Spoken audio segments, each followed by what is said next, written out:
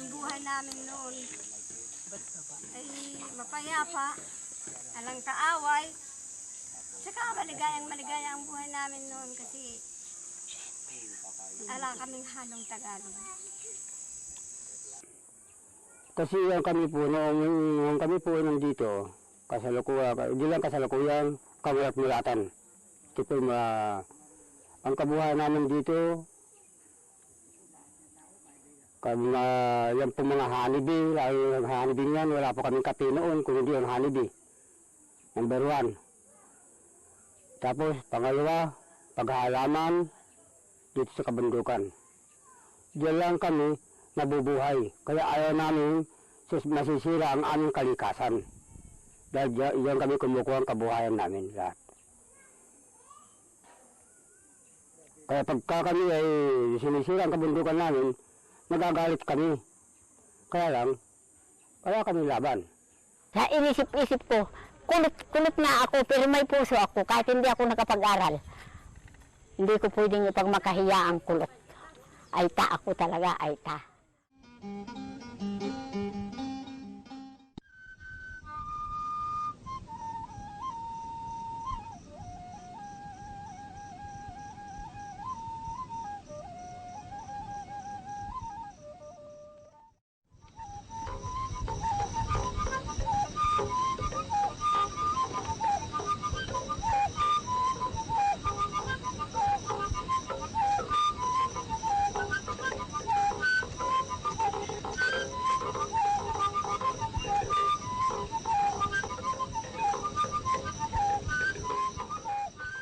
Ako si Danilo Salunga, taga Sitio Kinaragan, Barangay Dualili, Bataan. Isa akong puon dito sa Kinaragan.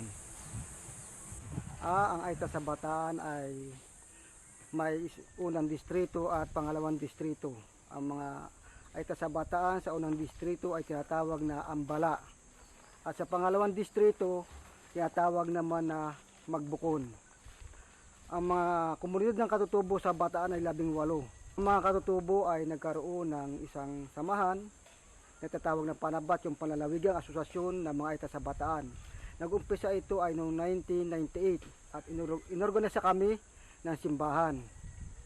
At sa pag-organisa ay nakaisa ang mga katutubo sa buong Bataan at inasisan o kaagapay namin ng panlipi. Isa ako sa member ng Panabat, kung saan tuwing isang buwan, nagkakaroon kami ng pulong. Tinitignan ang layunin ng bawat komunidad, ano ba ang nangyayari, ano ba yung nagaganap ng bawat leader. So nagtutulungan kami, naghihingi kami ng tulong sa bawat isa. Kaya nagagawa po ng Panabat ay napakalaki. Una-una po yung communication ay lagi kami nandoon.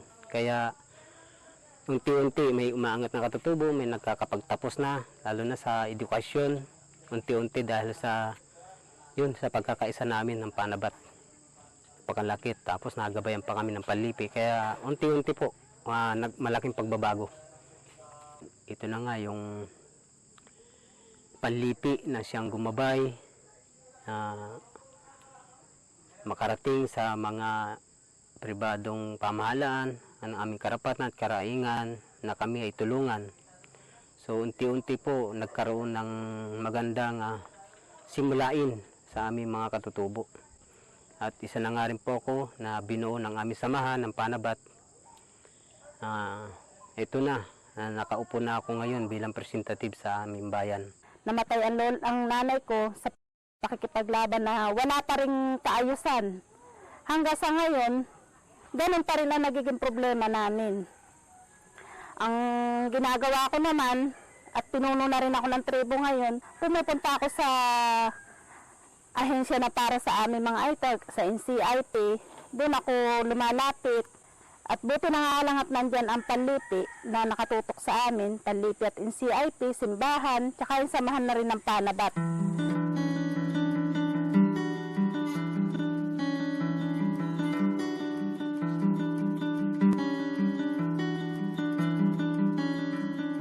Ako nga pala si Poon Joel Abraham,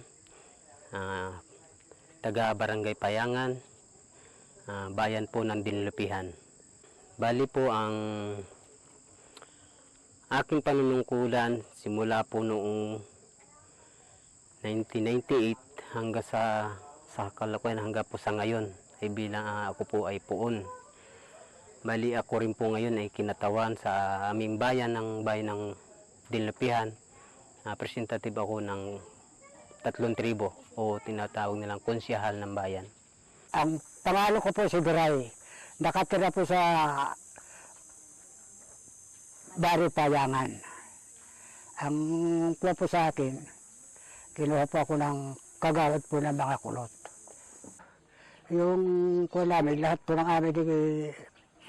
aming mga kuwan, nilalakaran po namin.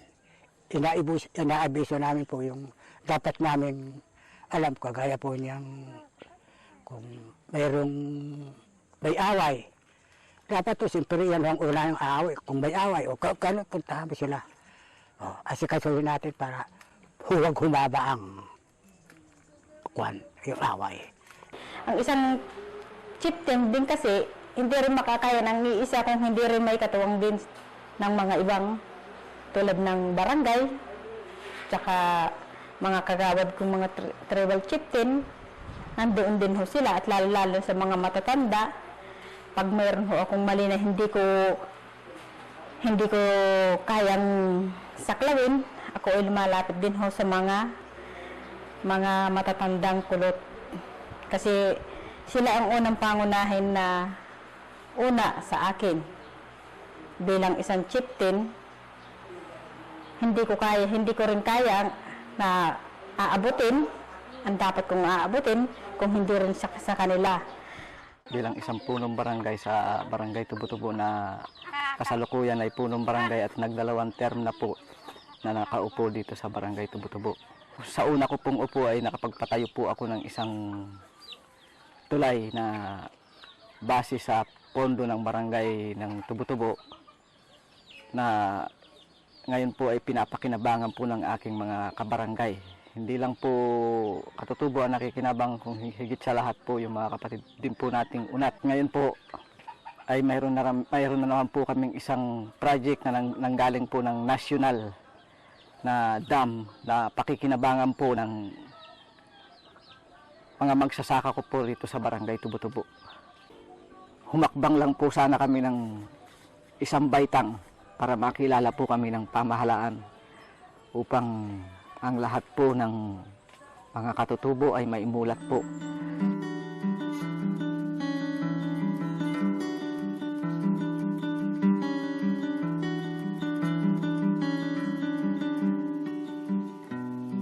Kung kayamanan na maituturing namin dito sa Matalangaw ay ang aming simbahan.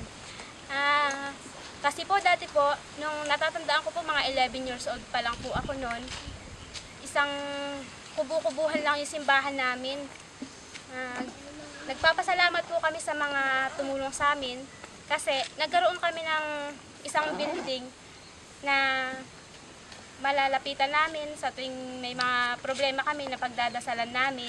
Dati po kasi nagdarasal lang kami kung saan lang namin gusto magdasal. Ngayon po mayroon na kaming isang pinaka building na dasalan. Tsaka po isa rin po sa nakakatulong po sa amin, hindi lang sa pang-spiritual na tulong, pati rin po minsan sa pang-financial kasi po may mga taong lumalapit sa amin para kami tulungan. Isa rin po malaking naitulong ng simbahan sa amin yung napaaral niya po yung mga kabataan dito. Pinaaral po ng 4 na pari namin dito. Si Father Bong, si Father John, isang Koreanong pari, at si Father Benji at Father Rick. At ngayong pong taon na to, halos lahat po ng mga bata dito, pag-aaralin na po din ng simbahan namin. Nung nagsimula po ang Agus Rampam noong pong January 2013, nayari po siya ng March 19, 2013 din po. Kaya ngayon isang taon na po ang aming tubig. Ang tumulong po ay ang Earth Day. Doon po kami lumapit sa Earth Day, tapos inano sila sa Coca-Cola. Sila po nagpundo, ang Coca-Cola po nagpundo. Kaya naranasan namin 3 araw na hindi maligo. Kasi po malayo ang tubig. Pati po yung pag-uugas namin ng plato, dinadala namin sa ilog. Para pag-ahon namin, pag naligo, pati plato malinis na. Minsan nararanasan ko po na yung pinagsaingan ng kanin, ginagawa namin pansabon ng plato para babanlawan na lang. Tapos hindi po kami makapagtanim ng halaman pagka tag-araw kasi nga walang tubig. Ngayon po, ayan, meron na po kaming kaunting naaaning gulay kahit tag-araw. Tubagri po, kamuting kahoy. Kaya po ang pinakamaganda sa amin.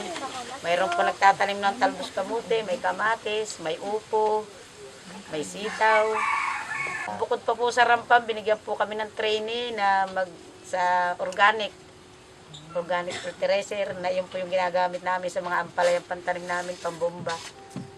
Tapos nagpa-trainee sila ng gagawing wallet, yung sa basura, nabubulok at di nabubulok. Ginagawa po namin wallet yung mga ng Milo, gatas.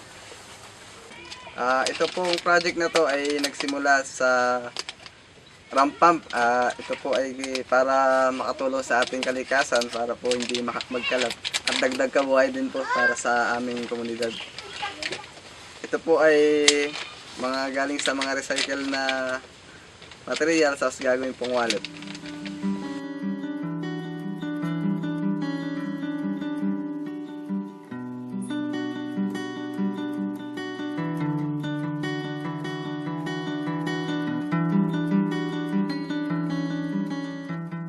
Ako ay isang tribal health worker dito sa aming komunidad. Ano po to nag-start pa po siya nung 1997 pa po to sa partner po ng dati Caritas Bataan pa po. Ngayon yung IPA na siya. Para kahit konting tulong lang para yung parang first aid kahit malunasan namin bago dalhin kasi masyado nga kaming malayo. Bago siya madala, makatulong lang sa mga kapwa ko katutubo pagdating sa kalusugan. Nakapagpa-train sila, bawat isang komunidad kumuha ng isang kababaihan para matuka sa health. Ang isa sa inisip ng mga nagturo din sa amin, tsaka naisip namin na kahit makisabay sana kami sa makabagong ng paggagamot, wag sana namin kalimutan kung ano talaga yung kinamulatan naming panggagamot. Kumbaga wag siyang kalimutan kasi kasama yun sa kultura at tradisyon kasi namin. Kaya ayun yung isa sa naisip namin na kumbaga pantay namin siyang gamitin at maisalin pa rin siya sa ibang susunod. Kaya nakaisip kami na gumawa ng isang libro kung saan naandun yung mga ginagamit ng mga ninuno namin ng mga halamang gamot, kung paano siya gamitin, ganun. Isang katibayan na ako ay nagtapos sa training ng pagiging isang PHW. Isa po akong chairman ng mga kababayan dito sa Kinaragan, kababayan po ng mga katutubo. Ito pong aming livelihood po na to ay nag-umpisa po to sa contribution po kami ng mga kababayan na sa maliit na presyo lang. Para makagawa po kami ng aming produkto, yun po ang aming pinaiikot na sa kasalukuyan ay yun po ang aming ngayon, ginagamit. Pagdating po dito sa mga materialis po na ito, na mga machine, ito po ay isa po sa meron pong tumulong po sa amin na nagtulong-tulong na po sila. Una po ang DTI, pangalawa po ang aming kamalmahalang mayor na hindi naman po nila kami pinabayaan. Matagal naman po sinuportahan po nila kami dito sa Kinaragan. Tapos, ito lang po pagpasok ng taon na to, ngayon lang to ibinigay sa amin itong mga machine na to. Kung nakita po nila na mayroon palang samahan ng mga kababayan dito, yun po, tinutukan po nila kami. Ang totoo po, ang kasamahan ko po rito ay nasa 20 po kami. 20 po kami, kaya lang po, palibasa po, yung iba po, siyempre, ang paggagawa po namin dito ay parang libo kami, re-relibo, ganun. Ang pinagbago po ng mga kababayan po, ng mga katutubo dito sa Kinaragan, una po, Nung natuto po kaming gumawa ng ganito, sa totoo lang po malaking pinagbago dahil una, natuto kaming hindi kami nahiya na para gumawa. Tapos natuto po kaming, lalo po sa pag-marketing, kailangan maging maano kayo, mabuladas ba ganun. Tapos po na-discover namin na ito pala ay malaking tulong sa amin.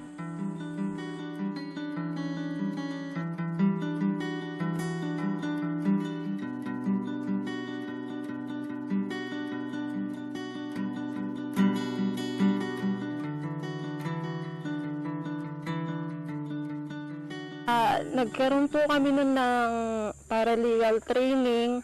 Bali, ang mga tinrain lang po nun, kasama namin sila, lagi sila Attorney Yearly, tsaka sila Kuya Eric. Kailangan po at least nakapag high school ka. Ayun po, nagkaroon po kami dun na tinrain po kami nila Attorney about doon sa mga karapatan namin. Dapat hindi daw po kami baw ng baw, hindi daw kami oo ng oo. Hindi, at saka po kasi sa amin, kaano din po namin yung mga nanunungkulan.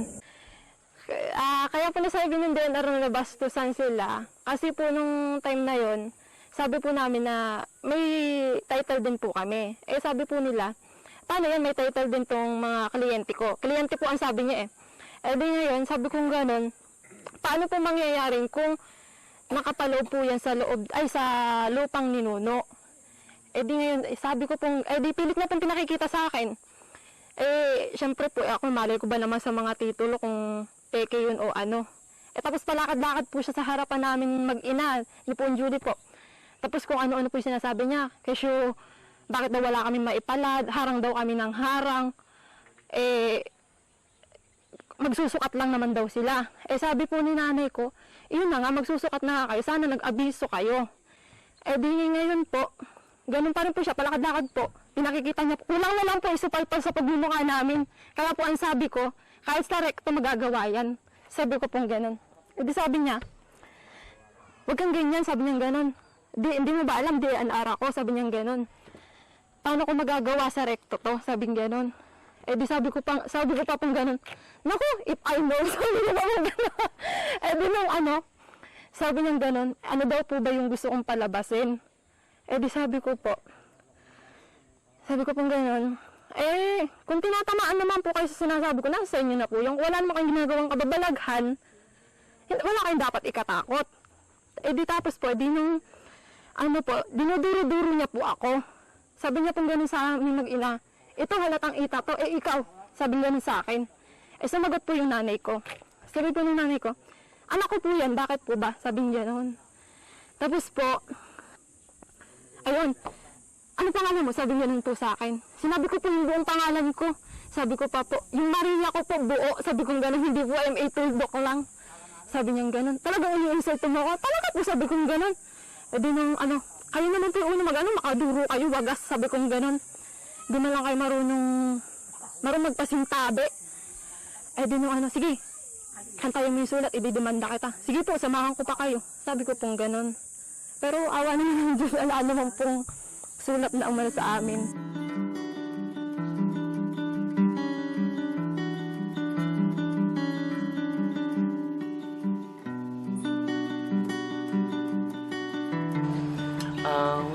Most of my lifetime has been spent in Mindanao, and more years have been spent working with the IP, indigenous people. Looking at the situation and also trying to see the accomplishment and direction of work for IP Apostolate in Balanga, working with the ITAS, I saw the poor leaderships given to the ITAS. So I said my dream is to be able to empower these leaders. If we have good leaders, the community will surely be improved and be assisted. And after 4 years, I believe, with the help of the NGO like Panlipi and also PDI, NCIP, and the church, we were able to attain part of these goals. And I was so happy to see na hopefully their voices will be heard in the government and an active participation will be given also to them and benefits be given to the IP because they recognize the leadership that we have been working to build. At ang una naming layunin na pagkaroon kami ng isang samahan ay makamit namin ang aming lupaing ninuno sa lupa, kabuhayan, edukasyon at kalusugan. At sa ngayon, ang mga katutubo sa bataan nagkakaisa-isa at unti-unti na namin nakakamit yung aming mga hangarin. Siguro yung mga pangarap po namin, siyempre mapagtapos namin yung aming mga anak. Pangalawa, maging amin na talaga yung aming lupaing ninuno. Pangatlo, siguro yung pampo namin ay siyempre yung lahat po ng proyekto o programa ng ating mahal na pamahalaan ay makamtan ng mga katutubo.